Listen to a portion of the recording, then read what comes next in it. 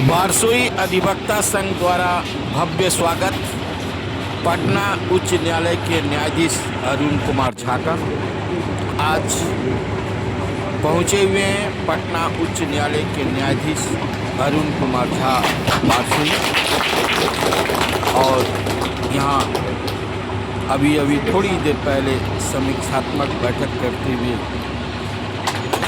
Court परिसर में नजर आ रहे थे। सबसे पहले उन्हें गार्ड ऑनर दिया गया। अब यहाँ बारसोई अधिवक्ता संघ द्वारा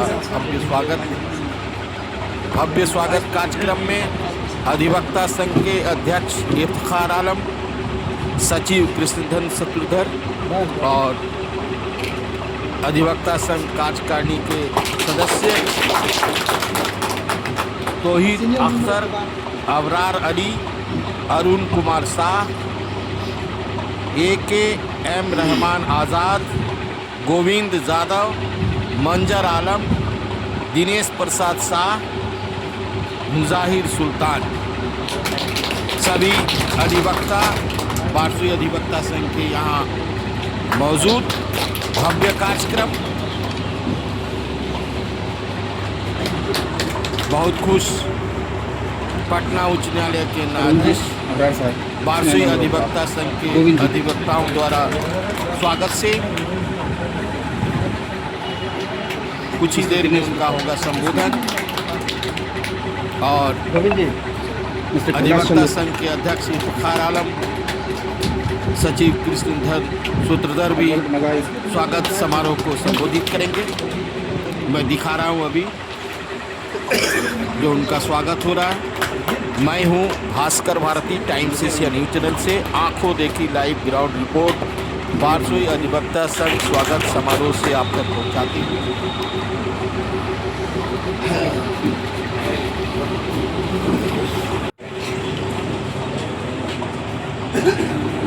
एक बार फिर मैं आपको बता देना चाहता हूँ, यह बड़ा कार्यक्रम है और ये जो आप देख रहे हैं ये इफ्तिखार आलम है, अधिवक्ता संघ के अध्यक्ष, और उनके बीच ठीक पास में बैठे हुए कृष्णधन सूत्रधर जो सचिव हैं। पटना उच्च न्यायालय के न्यायाधीश अरुण कुमार झा के साथ मंच पर विराजमान और कुछ अपना वक्तव्य रखते हुए सीनियर एडवोकेट अबरार अली, लंबी फहरिस्त जो कार्यकारिणी के सदस्य हैं, जो सीनियर एडवोकेट हैं, तौहीद अख्तर, अबरार अली, अरुण कुमार शाह, AKM रहमान आज़ाद, गोविंद जादव, मंजर आलम, दिनेश प्रसाद शाह, मुजाहिर सुल्तान, कृष्णधन शत्रुधर अपनी बात को रखते हुए 2015 में ये 23 जून 2015 में ये सिविल कोर्ट की स्थापना हुई। हमारे तत्कालीन चीफ जस्टिस नरसिम्हा राव के तब हम लोग लगा और इसके बाद से ही ये प्रक्रिया में चला आ रहा है। लेकिन अब तक जो है ये कुल सब डिवीजन का सिविल कोर्ट सब डिवीजन का दर्जा नहीं प्राप्त हुआ। ये बहुत सारे कठिनाइयों का सामना हम लोग कर रहे हैं। जैसे यहाँ जो है जो भी जुडिशियल ऑफिसर्स हैं उनके लिए कोई क्वार्टर की व्यवस्था नहीं है, स्टाफ के लिए कोई क्वार्टर की व्यवस्था नहीं है। सब कटिहार से ही जो है वो लोग आना जाना होता है। ऐसे में दिक्कत इस बात का है कि उन लोग के लिए स्पेशल कोई व्हीकल्स की व्यवस्था नहीं है। बीच में स्पेशल व्हीकल्स की व्यवस्था हुई थी तत्कालीन DJ साहब के द्वारा।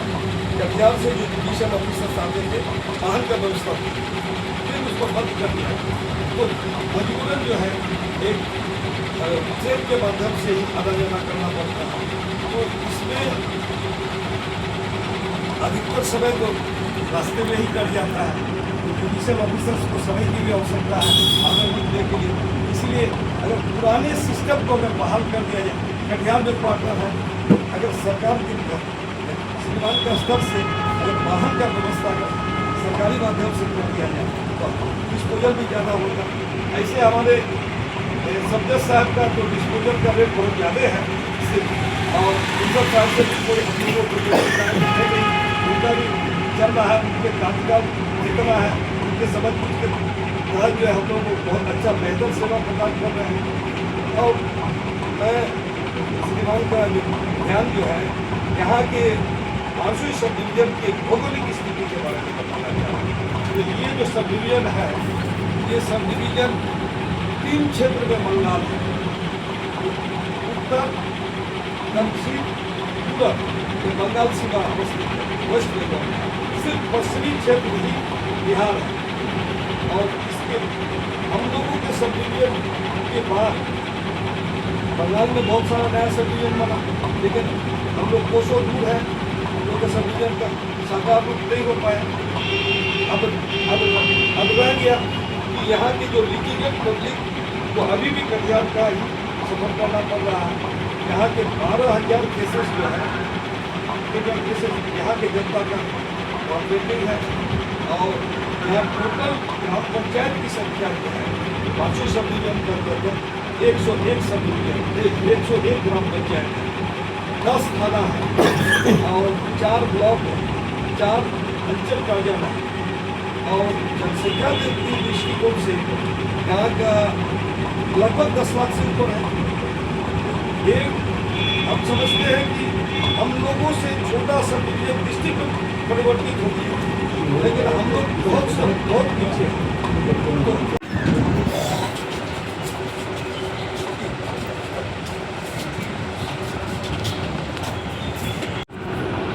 तो हम लोग उस समय मीडिएशन अवेयरनेस प्रोग्राम चला भी रहे थे, तो ऐसा सहयोग बना कि बारसोई में जब भी कोई प्रोग्राम हुआ तो मैं उसको ज्वाइन नहीं कर सकता, तो इधर आना कभी नहीं हुआ। पहली बार आया और बहुत तो आकर के अत्यंत खुशी हो रही है कि आप लोग का प्रेम सम्मान सब देख करके मैं अभिभूत हूँ।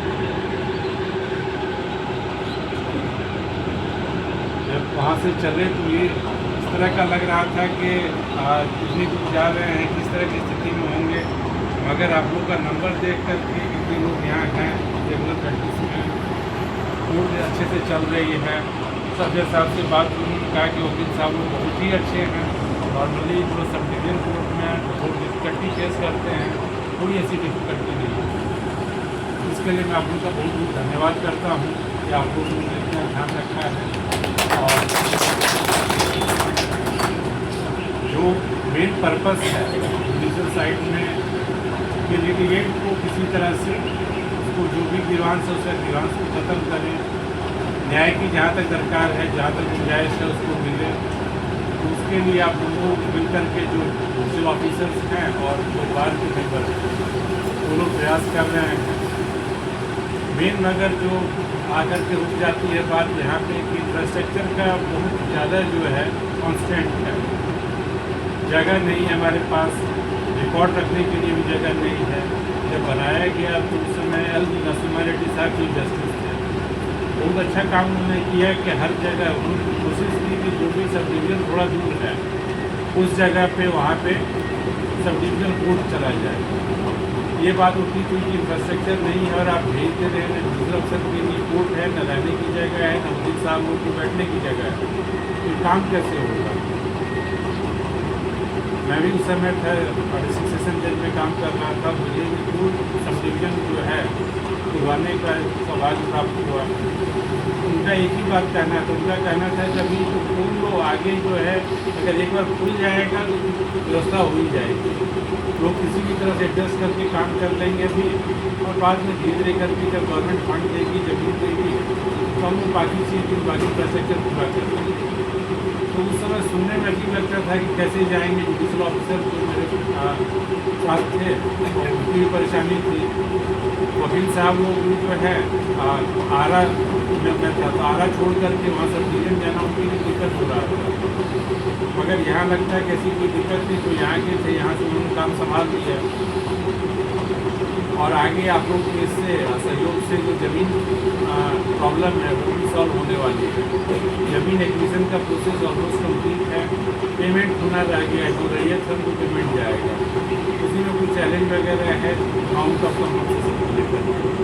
जल्दी ही उम्मीद है कल डीएम का से बात हुई है, उन्होंने कहा कि हम लोग प्रयास कर रहे हैं, कैंप भी लगाएंगे तो समझा बुझा करके, और एक बार ये कंप्लीट हो जाएगा फिर उसके बाद काम में दे दिया जाएगा। इतना मेरा आपको एश्योरेंस रहेगा कि जमीन एक बार हैंड ओवर हो जाता है तो फिर हम लोग उसमें जो भी बिल्डिंग बनना है, कोर्ट बिल्डिंग बननी है, ऑफिस बनना है, वकालतखाना बनेगा, ये सब चीज़ें हम उसमें फटाफट करने की कोशिश करेंगे। जो दूसरा क्वार्टर है उसी में 6 एकड़ ज़मीन है तो काफ़ी हो सकता है तो उसको हम इमीडिएटली डेवलप करने का प्रयास करेंगे। बाकी अब जो समस्या है वो यही तक है कि ज़मीन हैंड ओवर तक, एक बार ज़मीन हैंड ओवर हो जाए तो फिर लोग आगे देखते हैं। ये थे पटना उच्च न्यायालय के माननीय न्यायाधीश अरुण कुमार झा, जो अपनी बात को अधिवक्ता संघ के स्वागत समारोह में रख रहे थे। मैं हूं Bhaskar Bharti, Times Asia news channel से आंखों देखी लाइव ग्राउंड रिपोर्ट आप तक पहुंचाते हुए फिर मिलेंगे किसी अन्य जगह पर, वहां की बेहतरीन और खूबसूरत खबरों से आपको रूबरू कराते हुए। तब तक इजाजत दीजिए। नमस्कार। Times Asia channel, times Asia channel.